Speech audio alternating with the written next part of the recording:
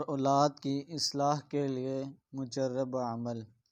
अगर आप अपनी औलाद की फरमाबरदारी चाहते हैं और खुदा के लिए पसंदीदा अमल करना चाहते हैं तो मज़कूरा आयत 3 दफ़ा रोज़ाना पढ़ें, इंशाअल्लाह मुफीद साबित होगी।